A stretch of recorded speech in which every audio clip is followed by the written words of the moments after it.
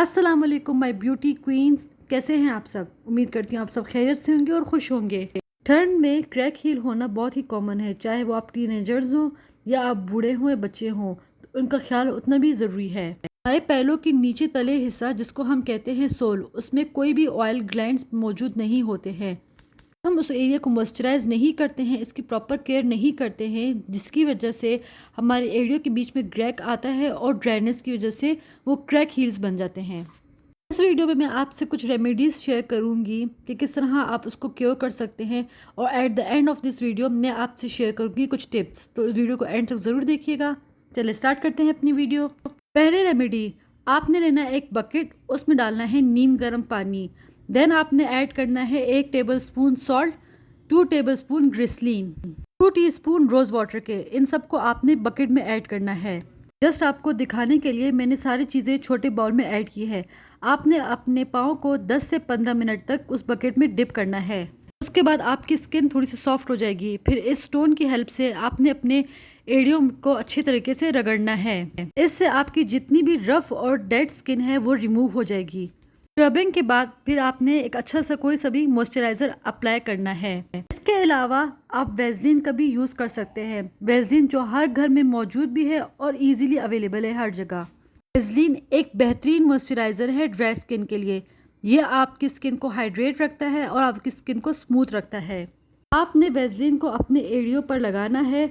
उसके बाद कोई सा भी वूलन जो मोटे मोजे होते हैं वो पहनना है। इससे ये होगा, जो मोटे मोजे हैं इससे गर्माइश पैदा होगी, और वो गर्माइश जो है वेज़लिन के इफ़ेक्ट को डबल करेगा और आपकी स्किन को काफ़ी हद तक हाइड्रेट रखेगा।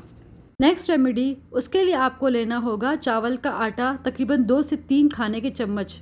एक छोटा चम्मच आपने हनी ऐड करना है, और हाफ टी स्पून या कुछ ड्रॉप्स एप्पल साइडर विनेगर के आपको ऐड करना है। इन सबको आपने एक अलग बाउल में मिक्स करके इस तरह का एक पेस्ट फॉर्म बनाना है। अगर आपकी एड़ियाँ काफ़ी हद तक ड्राई है तो आप इसमें ऑलिव ऑयल या कोकोनट ऑयल को ऐड कर सकते हैं। इस प्रोसीजर में भी आपको अपने पाँव को गर्म पानी में कुछ टाइम के लिए डिप करना है। उसके बाद इस पेस्ट को अपने पाँव पे अप्लाई करना है। इसको अच्छे तरीके से स्क्रब करना है।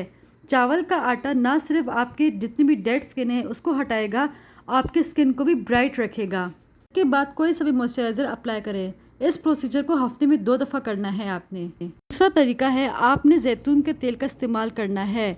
आप रात को सोने से पहले जैतून के तेल से अपने पाँव का मसाज करें। जैतून का तेल आपकी स्किन को नरिशमेंट प्रोवाइड करता है और ये आपकी स्किन को काफ़ी हद तक हाइड्रेट रखता है।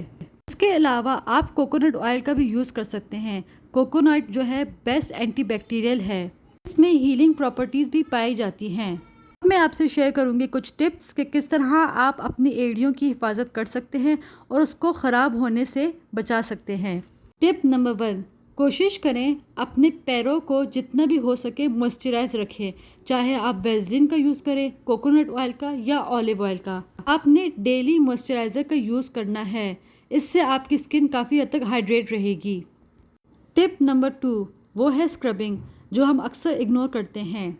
हफ्ते में आपने एक दफ़ा लाजमी स्क्रबिंग करनी है, इससे आपकी डेड स्किन रिमूव होगी। इससे ये होता है कि आपकी जितनी भी पुरानी स्किन है वो रिमूव होना शुरू हो जाती है और उसके बदले न्यू स्किन आना शुरू होती है।